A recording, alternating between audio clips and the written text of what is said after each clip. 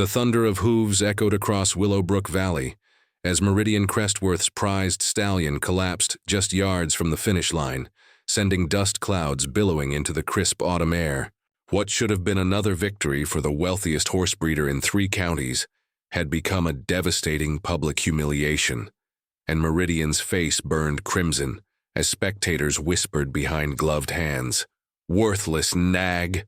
Meridian roared, his voice carrying across the paddock as he stormed toward the fallen horse. Tempest, once his most celebrated racer, lay panting heavily, his coat slick with sweat and foam, a deep gash bleeding down his left foreleg. The stallion's eyes, once bright with competitive fire, now held only exhaustion and pain. Dr. Whitmore, the track veterinarian, knelt beside the injured animal, his weathered hands moving with practiced precision as he examined the wound. "It's a severe laceration, but nothing that can't heal with proper care and rest," he announced, looking up at Meridian with hopeful eyes. "Give him 6 months, maybe 8, and he'll be—" "6 months?" Meridian cut him off, his laugh sharp and bitter. "You think I'm running a charity for broken-down horses? I've got expenses overhead, a reputation to maintain." He gestured dismissively at Tempest, who was struggling to stand. "This animal has cost me more in the past month than he's earned all year. Load him up." The veterinarian's face fell. "Load him up? Where are you taking him?" "Glue factory pays top dollar for horseflesh," Meridian replied coldly, adjusting his expensive silk tie. "At least then he'll finally be worth something." A horrified gasp rose from the small crowd that had gathered. Even hardened horse traders looked away, unable to witness such callous indifference. Tempest, somehow sensing the conversation's direction, whinnied softly. A sound so mournful it seemed to hang in the air like a prayer. "Please, sir," Dr. Whitmore pleaded, standing to face Meridian. "This horse has given you years of service. Surely you can spare—" "Spare what? Money I don't have time to waste." Meridian's eyes glittered with the cold calculation that had made him rich. "Sentiment doesn't pay bills, doctor. Business is business." As Meridian's hired hands approached with a livestock trailer, the kind typically reserved for animals bound for slaughter, Tempest managed to rise unsteadily to his feet. The proud stallion's head hung low, but something in his posture suggested he understood his fate. Blood continued to seep from his wound, staining the ground beneath him. "Move along, people," Meridian shouted at the lingering spectators. "Show's over." But not everyone was prepared to accept this cruel ending. In the shadows of the paddock fence, a figure watched with growing anger and determination. Cassidy Thornfield had witnessed enough injustice for one lifetime. The weathered farmer, whose own small spread barely kept food on the table, stepped forward as the trailer's metal ramp clanged down. "Wait," she called out, her voice steady despite the tremor in her hands. Every eye turned toward her, including Meridian's calculating gaze. Cassidy knew she was about to make a decision that would change everything. For herself, for the broken horse, and perhaps for the entire valley that had forgotten what it meant to show mercy to those who could no longer fight for themselves. Cassidy. Thornfield's boots crunched against the gravel as she approached the trailer, her calloused hands trembling slightly at her sides. She'd spent the last of her savings on feed for the coming winter, and her own mare, Luna, was getting too old for heavy farm work. Taking on an injured racehorse was financial suicide, but watching Tempest's resigned acceptance of his fate stirred something fierce in her chest. "I said the show's over," Meridian sneered, barely glancing in her direction. "Whatever charity case you're planning to pitch, save it for someone who cares." "I want to buy him," Cassidy announced, her voice carrying across the paddock with surprising authority. The murmur of conversation ceased entirely. Even the hired hands paused in their work, unsure whether they'd heard correctly. Meridian's laugh was sharp and mocking. "You?" He looked her up and down, taking in her patched denim jacket, worn boots, and sun-weathered face. "Lady, do you have any idea what this animal cost me? Even broken down, he's worth more than your entire—" $500, Cassidy interrupted, pulling a crumpled envelope from her jacket pocket. "Cash!" The silence stretched taut as a wire. $500 was more money than Cassidy had seen in one place for years. Her entire emergency fund, saved penny by penny from selling eggs and vegetables at the county farmer's market. It was also exactly what the glue factory would pay for a horse of Tempest's size. Meridian's eyes narrowed as he calculated. The money would cover his losses from the day's humiliation, and he'd be rid of the reminder of his failure. You realize you're buying a worthless animal, right? Lame leg, probably permanent damage, no racing future. You'd be better off burning that money. That's my choice to make, Cassidy replied evenly, though her heart hammered against her ribs. She'd never made such an impulsive decision in her life, but something about Tempest's quiet dignity called to her. Dr. Whitmore stepped forward, hope flickering in his eyes. Miss, I have to tell you, that injury will require extensive care. Daily cleaning, antibiotics, complete rest. Are you prepared for that kind of commitment? Cassidy nodded, not trusting her voice. She thought of her small farm, barely scraping by with its handful of chickens and single milk cow. Adding a horse, especially an injured one, would stretch her resources to the breaking point. But she'd seen too much cruelty in her 32 years to walk away now. Done, Meridian said abruptly, snatching the envelope from her outstretched hand. He didn't bother counting the bills, just stuffed them into his coat pocket. He's your problem now. Don't come crying to me when reality sets in.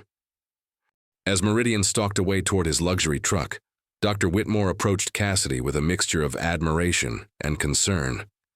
You've got a good heart, miss, but I have to ask, do you have any experience with injured horses?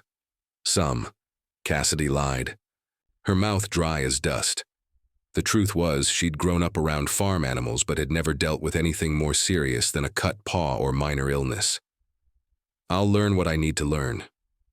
The veterinarian studied her face for a long moment, then nodded slowly. I'll help you. No charge for the initial treatment. Consider it my contribution to giving this fellow a fighting chance. Together they approached Tempest, who stood motionless beside the trailer, as if uncertain whether his reprieve was real. Up close, Cassidy could see the full extent of his condition, ribs showing through his coat, the angry wound on his leg still bleeding, but most heartbreaking of all, the defeat in his once proud eyes. Hey there, beautiful, she whispered, extending her hand slowly. You're coming home with me. Tempest's ears flickered forward at the gentle tone, and after a moment's hesitation, he lowered his great head to sniff her palm. His whiskers tickled, her skin as he breathed in her scent. Hey, honest work, and something else he hadn't encountered in years. Unconditional kindness. As Dr. Whitmore began cleaning the wound, Cassidy found herself making silent promises to the injured stallion. She didn't know how she'd manage the veterinary bills, or afford the specialized feed he'd need, but she'd figure it out. She had to. The journey to Cassidy's farm took 45 minutes through winding country roads, with Tempest loaded carefully into a borrowed trailer that groaned under his weight. Every pothole sent a jolt of worry through Cassidy's chest as she imagined his injured leg taking another beating. By the time they reached her modest homestead, a weathered farmhouse surrounded by 20 acres of pasture, dusk was painting the sky in shades of amber and rose.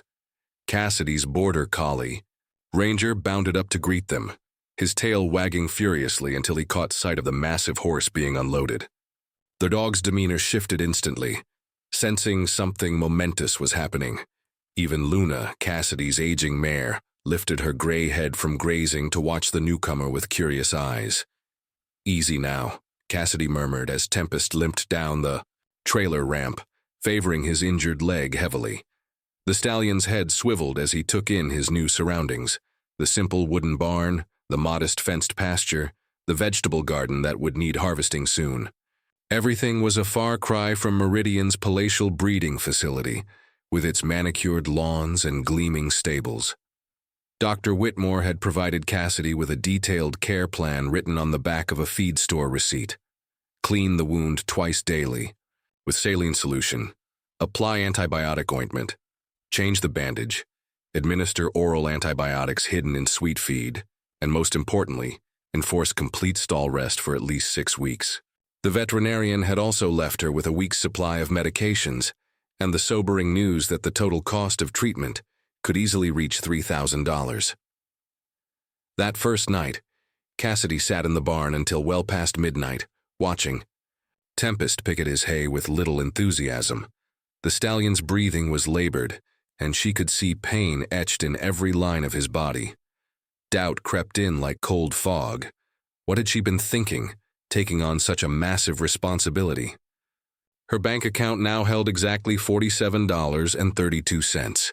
"You're going to be okay," she whispered, more to convince herself than the horse. "We're both going to be okay." The next morning brought the first real test. Tempest's wound had bled through the night, soaking his bandage crimson. When Cassidy approached with clean supplies, the stallion shied away, clearly associating human hands with pain. It took 20 minutes of patient coaxing before he allowed her to remove the soiled dressing. The sight underneath made her stomach lurch. The gash was deeper than she'd realized, running from just below his knee almost to his hoof.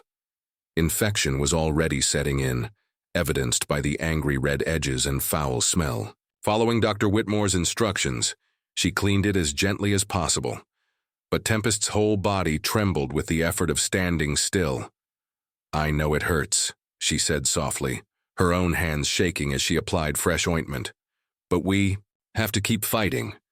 Days blurred into exhausting routine. Cassidy rose at 5 each morning to tend Tempest before starting her own farm chores. She sold her grandmother's antique jewelry to pay for his second veterinary visit. When Dr. Whitmore confirmed that the infection was responding to treatment, but warned that the healing process would be long and unpredictable. Word of Cassidy's rescue spread through the farming community, bringing unexpected help. Corbin Hayfield, who ran the feed store, began extending her credit. Delilah Morrison, whose own farm had prospered, quietly left bags of premium horse feed by Cassidy's gate. Even crusty old Beaumont Walsh, who claimed to hate fool sentiment, showed up one evening with a load of fresh straw for Tempest's stall. But it was in the quiet evening hours, as autumn deepened into winter, that the real healing began. Cassidy would sit in the barn reading aloud from old books, sometimes farm journals, sometimes novels her mother had loved. Tempest would position himself at the front of his stall, ears pricked forward, as if following every word. "You understand more than people think, don't you?" she asked one snowy evening, watching his intelligent eyes track her movements. The stallion had begun to whinny softly whenever she approached, a sound of recognition rather than fear. It was during the third week of December, as the first serious blizzard of winter howled outside, that Cassidy noticed the change. Tempest was standing differently, not just favoring his injured leg, but holding his head higher. The defeat that had marked his every movement at Meridian's farm was beginning to lift, replaced by something that looked almost like hope. Winter settled over Cassidy's farm like a heavy quilt, bringing with it challenges she hadn't anticipated. The heating bills for the barn pushed her already strained budget to the breaking point, and keeping Tempest's water from freezing became a twice-daily battle. Yet somehow, as the stallion's physical condition slowly improved, Cassidy found strength she didn't know she possessed. By January, Tempest's wound had closed completely, leaving behind an angry scar that Dr. Whitmore assured her would fade with time. More importantly, the infection was gone, and the horse had begun putting weight on his injured leg again. But the real transformation was happening in his spirit. "Look at you," Cassidy murmured one morning, watching as Tempest eagerly approached. His feed bucket. His ribs no longer showed through his winter coat, and his eyes held a brightness that had been absent for months. "You're remembering who you used to be." The stallion had developed habits that touched her heart. He would press his nose against her shoulder when she entered his stall, breathing in her scent like a greeting. When she sang while doing chores, old folk songs her father had taught her, Tempest would crane his neck over the stall door as if requesting an encore. But it was Luna, Cassidy's elderly mare, who provided the breakthrough. One February morning, Cassidy found the two horses touching noses through the paddock fence. Luna, who had been solitary for years, seemed to understand that Tempest needed companionship more than territory. "What do you think, old girl?" Cassidy asked, stroking Luna's gray muzzle. "Ready to share your space?" The introduction went smoother than expected. Luna established her dominance with a few warning nips, then settled into the role of elder stateswoman. Tempest, grateful for any companionship, deferred to her wisdom. Within days, they were grazing side by side, Luna's calm presence helping to ease the anxiety that still plagued the former racehorse. It was during this period that Cassidy began to notice Tempest's restlessness.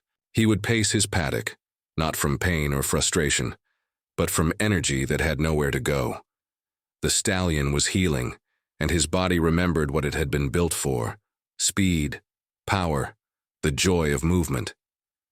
"Dr. Whitmore says we can start light exercise next week," she told him one evening, watching as he trotted along the fence line with barely a limp. Nothing fancy, just some walking to start. The veterinarian's next visit confirmed what Cassidy had hoped. Tempest had healed remarkably well. The leg that Meridian had dismissed as worthless was now sound, though it would always bear the scar of his fall from grace. "I've never seen such a complete recovery," Dr. Whitmore admitted, running his hands along the formerly injured limb. "This horse has remarkable spirit. Whatever you've been doing, keep it up." As spring approached, Cassidy faced a new dilemma. Tempest was clearly ready for more activity than her small farm could provide, but the thought of selling him, even to a good home, felt like betrayal. She'd invested everything in his recovery, not just money, but her heart. The answer came from an unexpected source. Kingston Aldridge, who trained horses for the county sheriff's mounted patrol, stopped by one afternoon with an unusual request. "I've heard about your stallion," he said, his weathered face serious. "Word is he's sound again, and he's got the kind of temperament we need: calm under pressure, intelligent, responsive to voice commands." Cassidy felt her chest tighten.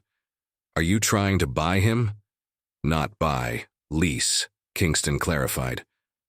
"The patrol needs mounts, but we can't afford to purchase quality horses outright. You'd retain ownership, but Tempest would live at our facility and receive professional training. Plus, you'd receive monthly payments for his use." The offer was generous, more money than Cassidy made from her entire farm in a year. But it meant giving up the daily companionship that had carried her through the hardest months of her life. "Can I think about it?" she asked, knowing she needed time to imagine life without Tempest's welcoming whinny each morning. That night, she sat in the barn with the stallion, struggling with a decision that felt impossible. Tempest seemed to sense her turmoil, resting his great head against her shoulder in the gesture that had become their ritual. "What would make you happy?" she whispered into his mane. "What do you need?" As if in answer, Tempest lifted his head and looked toward the open barn door, where the night sky stretched endlessly above the valley. In that moment, Cassidy understood. She'd saved his life, but now she had to give him the chance to truly live again. The decision to lease Tempest to the mounted patrol felt like sending a child off to school. Necessary, but heartbreaking. A crisp April morning, as Kingston Aldridge loaded the stallion into a professional horse trailer, Cassidy found herself fighting back tears she'd promised herself she wouldn't shed. "He'll be in good hands," Kingston assured her, noting her distress. "And you can visit any time. Plus, this isn't permanent, just a trial period to see how he adapts to the work." Tempest seemed to understand something significant was happening. He kept looking back at Cassidy, then at Luna, who watched from the paddock with what appeared to be equine confusion. The goodbye was made more difficult by the stallion's obvious trust. He loaded willingly, following Kingston's lead without hesitation. The first weeks were the hardest.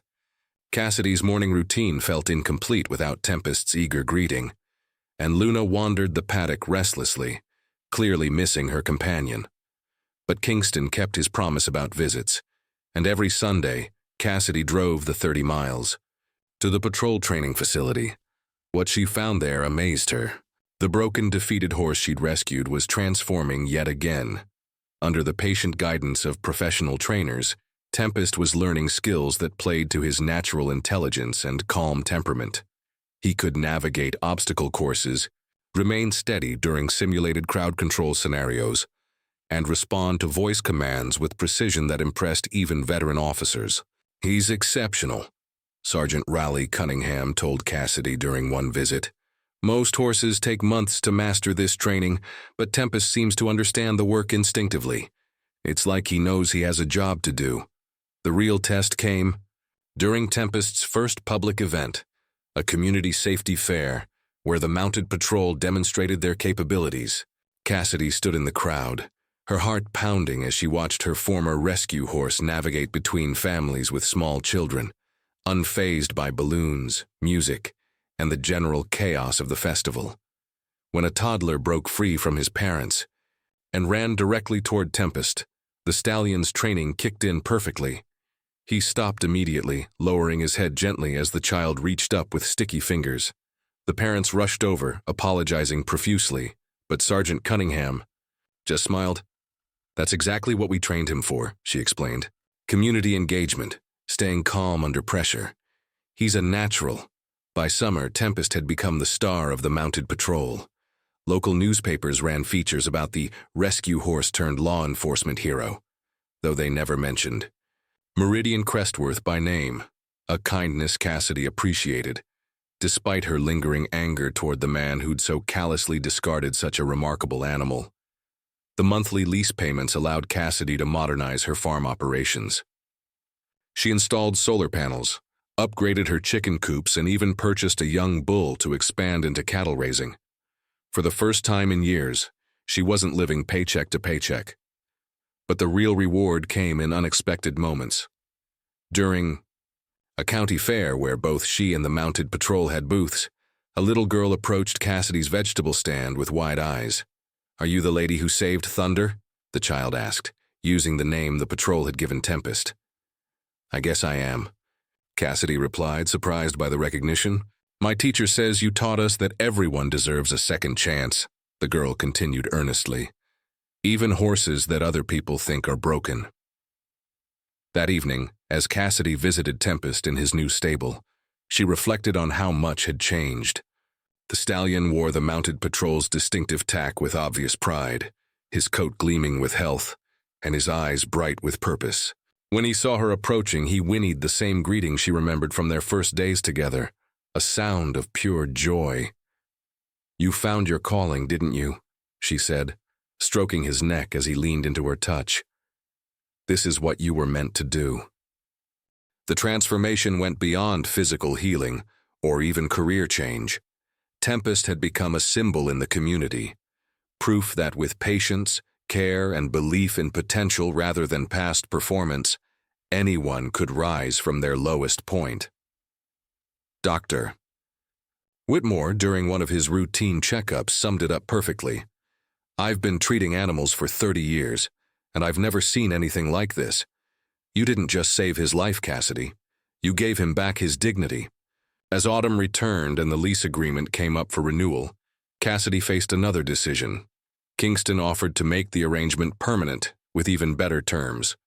But more importantly, he asked a question that would change everything. Once again, "Have you ever considered expanding this program?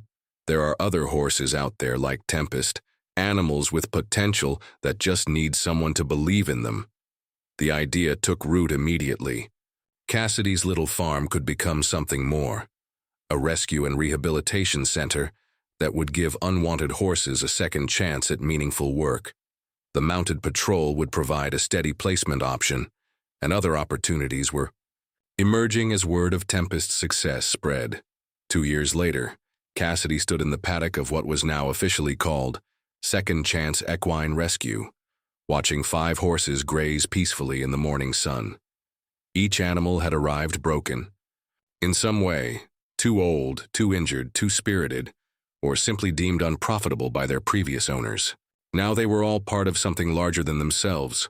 Luna, now 22 and officially retired, served as the unofficial greeter for new arrivals. Her gentle wisdom helped traumatized horses adjust to their new environment. Sage, a former barrel racer, whose knee injury had ended her career, now worked with children in therapeutic riding programs. Crimson, once destined for auction because of his difficult personality, had found his calling as a trail guide for wilderness therapy groups. But it was the arrival of their newest resident that brought everything full circle. His name is Valor, Dr. Whitmore explained as they unloaded the limping thoroughbred from the trailer. Owned by a trainer named Meridian Crestworth. Pulled up lame during training, and apparently his owner decided he wasn't worth the veterinary bills. Cassidy's breath caught in her throat. The horse before her was eerily similar to Tempest. Same deep bay coloring, same proud bearing even in pain, same look of confused betrayal in his dark eyes. More heartbreaking still was the familiar figure approaching from across the paddock. Tempest, now wearing the distinctive uniform of the Mounted Patrol's senior horses, had recognized something in the newcomer. He approached slowly, his gait, confident and purposeful, and gently touched noses with Valor through the fence. It was as if he were saying, "I understand. I've been where you are." "Incredible," Kingston murmured, having driven over to check on the new arrival. "It's like," he knows. The rehabilitation process for Valor followed the same careful steps Cassidy had learned with Tempest, but now she had experience, resources, and most importantly, hope backed by proven success. The community that had once watched skeptically, as she spent her life savings on a worthless horse, now rallied around each new rescue. Local businesses sponsored medical treatments, school children raised money through bake sales, and volunteers helped with daily care. The county commissioners had even approved a small grant to help cover operating expenses, recognizing the facility's contribution to animal welfare and community education. On a crisp October morning, exactly 3 years after Tempest's rescue, Cassidy received an unexpected visitor.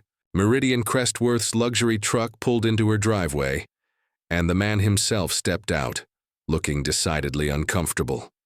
"Miss Thornfield," he said formally, not quite meeting her eyes. "I hope you don't mind the intrusion." Cassidy studied, his face noting the lines that hadn't been there 3 years ago. "What can I do for you, Mr. Crestworth?" "I came about the horse, Valor. I heard you took him in." Meridian's voice was quieter than she remembered. "I wanted to see how he's doing." They walked to the paddock where Valor was grazing alongside the other rescues. The horse looked up at Meridian's approach, but showed none of the fear Cassidy might have expected. Instead, there was a kind of indifference. Valor had moved beyond his past. "He's healing well," Cassidy said simply. "Should be ready for light work in another month or two." Meridian nodded, watching as Tempest approached the fence. The stallion looked magnificent, his coat gleaming, his bearing confident, every inch the champion he'd always been meant to be. When he saw his former owner, Tempest's ears pricked forward with what could only be described as mild curiosity, as if viewing a stranger from a half-remembered dream. "That's him, isn't it?" Meridian asked quietly. "The horse the one you bought." "That's Tempest," Cassidy confirmed, "though the patrol calls him Thunder now." They stood in silence for several minutes, watching as Tempest returned to his grazing, clearly uninterested in rehashing the past. Finally, Meridian reached into his jacket and pulled out an envelope. "I want to make a donation," he said, his voice thick with something that might have been regret. "To your rescue program. It's not much, but—" He trailed off, seeming to struggle with words. Cassidy accepted the envelope without opening it. "Thank you. Every contribution helps." "I've been watching the news coverage," Meridian continued, "about what you've built here, about the horses you've saved. I need you to know, I'm not the same man I was 3 years ago." "People can change," Cassidy acknowledged, though her tone remained neutral. "Just like horses can." After Meridian left, Cassidy opened the envelope to find a check for $10,000, more than enough to cover Valor's complete rehabilitation, and then some. But more meaningful than the money was the brief note enclosed. "Thank you for showing me what I should have seen all along. Some things are worth more than their price tag." That evening, as she made her rounds feeding the horses, Cassidy reflected on how far they'd all come. Tempest approached the fence as she passed, and she stopped to stroke his neck, marveling at the confidence radiating from every line of his body. "You started all this, you know," she told him softly. "One broken horse teaching a whole community about second chances." Tempest nickered softly, then returned to his hay, content in the knowledge that his purpose extended far beyond himself. Around them, the other rescued horses settled in for the night, each one carrying their own story of redemption, each one proof that with patience, care, and unwavering belief, even the most broken spirits could find their way back to wholeness. In the distance, the lights of the town twinkled like earthbound stars, and Cassidy smiled, knowing that tomorrow would bring new challenges, new horses to save, and new opportunities to prove that everyone, human and animal alike, deserved the chance to become their best self.